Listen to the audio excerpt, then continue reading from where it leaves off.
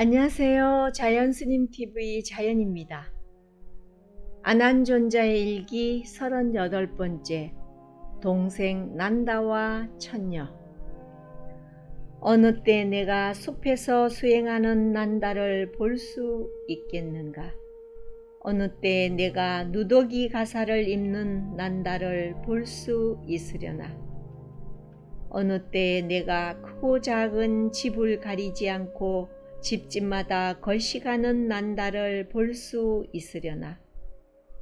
어느 때 내가 깜마 오용락에 허덕임이 없는 난다를 볼 수 있으려나? 어머니가 다른 동생 난다를 위해서 부처님께서 하시는 말씀이다. 교단의 미래를 생각하여 부처님께서는 당신의 위력으로 동생을 비구 수행자의 길로 이끄셨다. 머리를 깎고 가사를 걸쳐 겉모습은 비구가 되었다. 그러나 속마음이나 태도는 전혀 아니었다.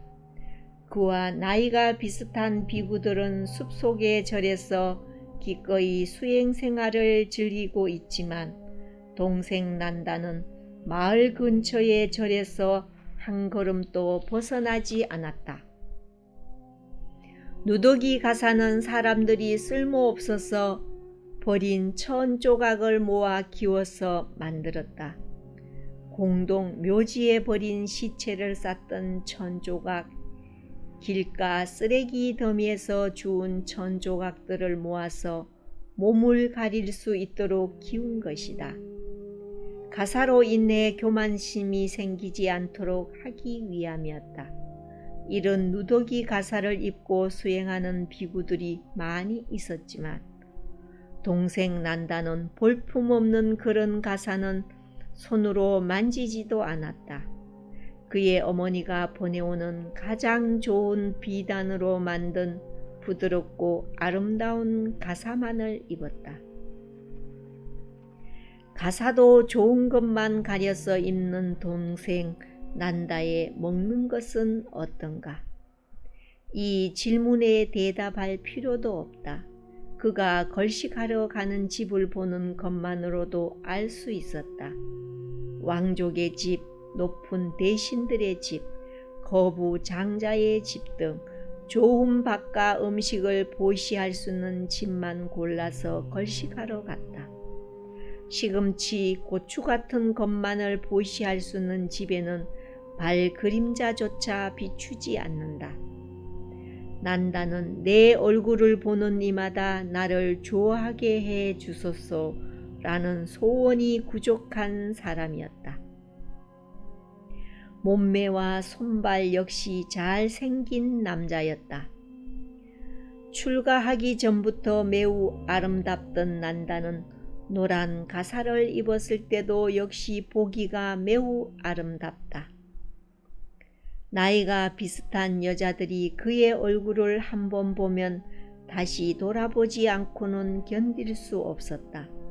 그 잘생긴 남자, 몇 번이고 다시 돌아보게 되는 젊고 아름다운 수행자를 보는 여자들에게 비구 스님에게 마음을 기울인가 하고 탓할 것은 없다. 허물을 말하자면 내 동생 난다에게 있다고 해야 할 것이다.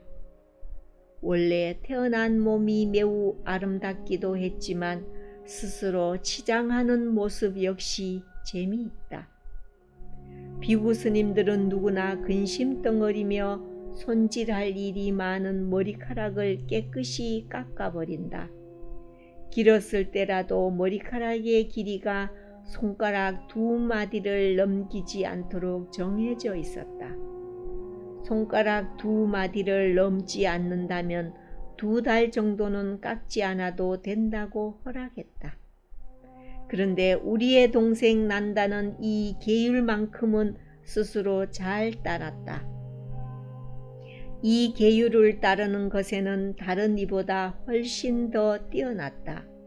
다른 이들은 한 달에 한두 번 머리를 깎지만 난다는 한 달에 5-6번씩 삭도가 괜찮을 때마다 다시 삭발 폭발했다. 파르스름하니 깨끗하게 깎은 머리와 노란 가사는 너무나 아름답게 잘 어울렸다. 길게 치켜 올라간 속눈썹 사이에 예쁘게 선을 그려놓은 두 눈, 그 속에는 눈동자가 샛벌처럼 빛났다. 그는 가끔씩 얼굴에 가루 지분을 살짝 바르기도 했다. 또 그는 절대로 다른 이들을 보통 흙으로 빚은 볼품없는 검은 바루를 사용하지 않았다. 반짝반짝 빛나는 특별히 준비한 새로 된 바루만 좋아했다. 이 깜마 오용락의 대상에서 동생 난다가 언제나 벗어나려나. 다른 많은 비구들처럼 되기를 바라는 마음으로 부처님께서 이러한 말씀을 낮게 하신 것이다. 그러나 부처님께서는 동생을 엄격하게 막지 않았다. 부처님께서 봐주는 덕택에 동생 난다는 그의 생각대로 지냈다. 그러나 아무리 좋은 생각만 하며 참고 지내더라도 먹고 있는 것을 자기 뜻대로 하더라도 그는 흡족한 마음을 가지지 못했다. 왕궁에서 생활할 때의 호사스러움에 비길 수 없기 때문이었다. 아무리 생각해도 왕궁에 다시 돌아가고 싶었다.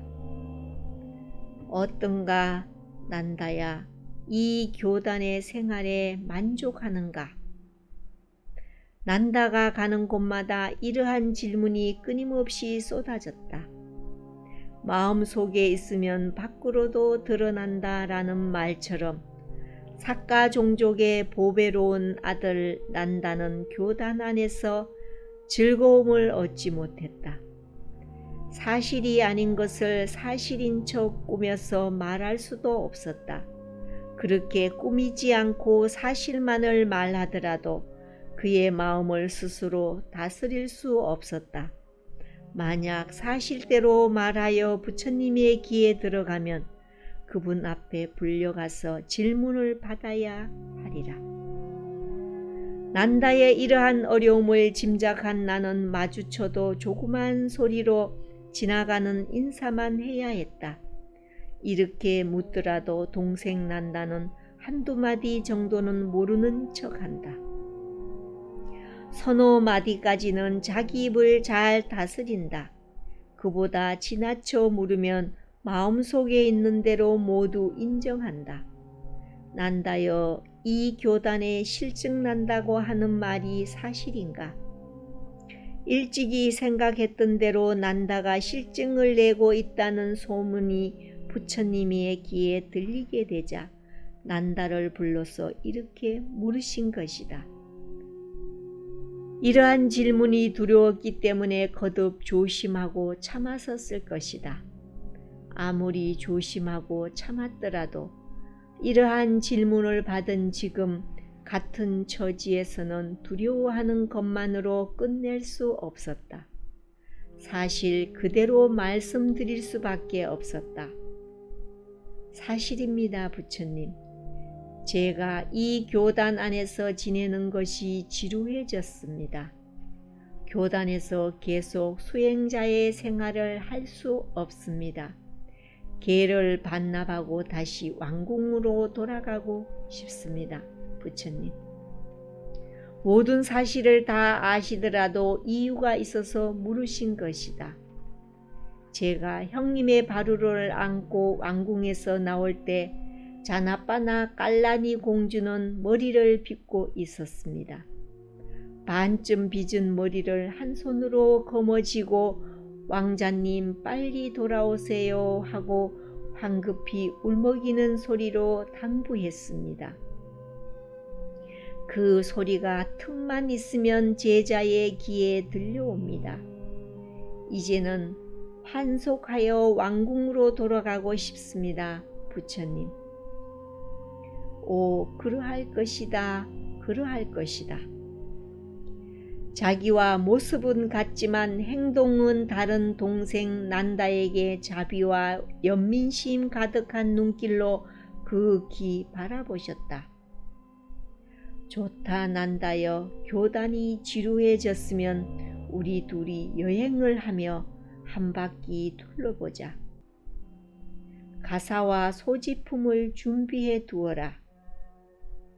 웃지도 울지도 못하는 야릇한 표정으로 동생 난다는 형님 앞에서 물러나왔다.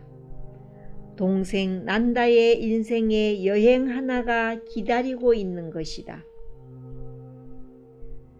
결혼잔치 왕위를 물러받는 행사장에서 형님의 바루를 안고 절에 따라올 때 역시 이러한 얼굴을 했었다. 이러한 얼굴로 전혀 바라지 않던 인생의 한 구비에 도착했다. 지금 다시 한 번 더 부딪히게 된 것이다. 솔직하게 여쭌다면 틀림없이 그가 바라는 대로 속죄할 수 있는 기회를 얻으리라고 생각해왔다. 그러나 그의 희망과는 반대가 되었다. 사실대로 말씀드린다고 난다가 그의 바람대로 왕궁으로 돌려보낼 것은 물론 아니었다. 형님께서 원하는 대로 교단이라는 큰 건물을 세우는데 기초가 되고 버팀목 역할을 하는 것이 그의 책임이었다. 얼마나 더 기다려야 하는가. 그러나 방편으로 준비한 그 여행이라는 불길은 난다를 단련시키기에 참 좋은 것이었다. 여러 가지 생각으로 분주하던 나는 형님의 바루와 소지품을 준비했다. 난다 역시 오래지 않아 바루와 소지품 모두를 준비해서 형님이 계시는 곳으로 돌아왔다. 부처님과 함께하는 여행을 준비하면서도 그 가련한 난다는 조금도 기쁜 표정이 없이 야릇한 얼굴로 조용히 서 있었다. 장소와 처지가 처지이니만큼 오늘은 향수 가루를 뿌리지 않았으나 가사만은 단정하게 입고 있었다. 자기가 좋아서 하는 일은 아니지만 형님의 말씀을 지극히 존중하여 따를 뿐이었다. 그때 나는 한 가지 스스로 풀 수 없는 어려운 일을 기억하게 되어서 행운이라고 해야 할 것이다. 일전에 마하가사파 존자의 제자 한 사람이 계를 받는 곳에 법문을 하는 책임을 맡아달라는 정갈이 있었다. 비구계를 받는 의식 절차에는 계를 받는 후보자가 상가 대중 앞에서 깜마와사를 읽고 허락을 정해야 한다. 계유를 다른 말로 낫다라고도 한다. 깜마와사는 이 낫다부터 시작되는데 그 중에는 정계사 스승님의 본래 이름이 여러 번 들어있다. 나에게 생긴 어려움은 그 정계사 스승님의 본래 이름을 드러내서 읽어야 한다는 것이다. 언제나 간직하고 있는 그 높으신 분에 대한 지극한 존중심 때문에 그분의 본명을 부르기에는 송구스러워 입이 열려지지 않았다. 여행을 떠나실 순간 부처님께 이러한 어려움을 여쭈자 말씀하셨다. 비구들이여, 계 받는 이들을 가르칠 때 전계사 스승의 이름을 불러야 하는 경우 그 종족의 이름으로 부르는 것을 나 열애가 허락한다. 모든 비구들을 위해서 계율 한 가지를 정하신 것이다. 종족의 이름으로 마하가사파이지만 그분의 본명은 빼이빨리이셨다. 그렇게 형님과 아우님 두 분께서는 젝다와나 정사에서 떠나 여행길에 오르셨다. 나도 마하가사파 존자가 계신 곳으로 갔다. 비구계를 받는 의식을 끝내고 다시 잿다와나 정사에 돌아왔을 때 특별한 소식 하나를 들어야 했다. 아난다 테라님, 동생 난다가 천녀를 얻으려고 비구 생활을 한다고 했으며 부처님께서는 비둘기 다리처럼 아름다운 천녀 500명을 얻게 해준다고 보증하셨답니다. 이러한 소문은 그동안 한 번도 들어보지 못한 너무나 특이한 것이었다. 이 교단에 들어온 모든 비구들의 목표는 길고 긴 윤회의 고통에서 벗어나 립바나라를 지금 현재 시간에 얻으려는 것이다. 그런데 지금 동생 난다는 왕의 딸을 버리고 다시 천녀의 모습에 집착하여 매달리는 것이다. 끓는 속이 뜨겁다고 숯불 위에 뛰어내린 고기처럼 된 것이다. 난다 같은 젊은 비구가 깜마 오용락의 대상을 바꾼 것은 그리 특이한 것이 아니다. 그러나 믿을 수 없을 만큼 놀랍고 특이하게 생각한 것은 부처님께서 보증을 하신 것이다. 부처님께서 하신 모든 말씀은 비록 시간이 흐른다고 해도 바뀌거나 변하지 않는다.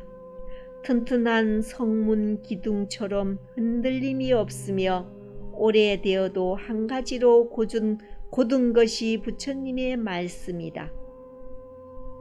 사실 이 교단에서 계속 생활하는 값으로 난다가 청했다면 틀림없이 주셔야 했을 것이다. 오 동생 난다와 천녀 500명, 잿다와나 정사와 500명의 천녀, 부처님께서 내려주신 500명의 천녀라니 생각만 해도 소름 끼칠 일 아닌가. 그러나 그 말을 듣고 놀라웠던 마음들은 오래지 않아 사라지게 되었다. 말하자면 이 교단의 튼튼한 머릿돌 하나를 얻기 위해 적당한 방편을 쓰시고 더욱 단단해지게 하기 위해 불아궁이에 넣어 구우시려는 것이리라. 동생 난다는 보수받고 비구 생활을 한다. 동생 난다는 많은 이익을 얻으려는 도매상이다. 동생 난다가 가는 곳마다 이러한 말들이 떠나지 않고 따라다녔다. 같이 지내는 대중들이 틈만 있으면 이렇게 들먹이자 동생 난다는 얼굴을 들고 다니기 어렵게 되었다. 가끔 방패가 되어줄 것을 바라는 눈빛으로 나에게도 가까이 왔다. 그러나 나 역시 그에게 편안함을 줄 수 없었다. 일부러 이러한 상황을 만드신 부처님의 목적을 짐작했기 때문에 나도 그가 가까이 올 때마다 다른 많은 이들처럼 말했다. 동생 난다는 비구 대중들과 어울려 떳떳하고 편히 지낼 수 없었다. 난다는 아무도 없는 곳으로 피해갔다. 보수받고 스님 노릇을 하는 도매상이라는 빈축을 들을 때마다 그의 가슴속은 뜨거운 모래를 끼얹는 것처럼 화끈거리며 부끄러움과 두려움을 일깨워 주었다. 이 큰 세상을 살아가도록 보호해주는 법이 바로 이 부끄러움과 두려움 두 가지가 아니겠는가. 이 살아가는 법 두 가지가 이 세상에 사는 한 사람인 동생 난다에게도 역시 충분히 보호해 주었다. 그것이 무너졌을 때 심한 충격을 받고 부끄러움과 두려움을 가지고 숲속으로 혼자 떠났던 동생 난다가 아침 먼동이 떠오를 때 당당하고 용감하게 떳떳한 얼굴로 비구 대중들 곁으로 돌아왔다. 보수받고 스님 노릇을 하는 도매상인 등의 비난하는 말을 웃는 얼굴로 정면으로 받아들이면서 부처님 앞으로 당당히 걸어왔다. 걸어가신 부처님께서는 제자에게 비둘기 다리처럼 아름다운 처녀 500명을 주시겠다고 약속하셨습니다. 제자가 부처님을 그 책임에서 벗어나게 해드리겠습니다. 비교할 수 없는 가장 완전한 행복을 스스로 체험했기 때문에 500명의 처녀를 얻을 수 있는 기회를 버렸습니다. 이 동생에 관한 형님의 걱정은 끝났습니다. 난다여 너의 마음이 어느 한 가지 대상에도 집착하지 않아 모든 번뇌에서 벗어났으니 그 순간부터 나는 책임에서 벗어난 것이다. 형님과 동생 두 분께서 벗어나도록 이끌어준 사람과 벗어난 사람으로 만났을 때에 기쁨의 개송을 듣게 되었다. 이 비구가 벗어나기 어려운 깜마 오용락의 구렁텅이에서 잘 벗어났다. 이 비구는 가슴을 뜨겁게 하고 기쁘지 않게 찔러대는 깜마 오용락의 가시들을 모두 꺾어버렸다. 어리석은 무지가 다한 니빠나의 높은 지혜로 도달한 그 비구는 고통과 행복, 갖가지 세간법에 따라 동요함이 전혀 없다네.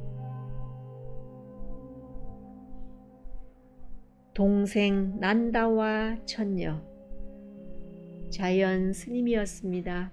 감사합니다.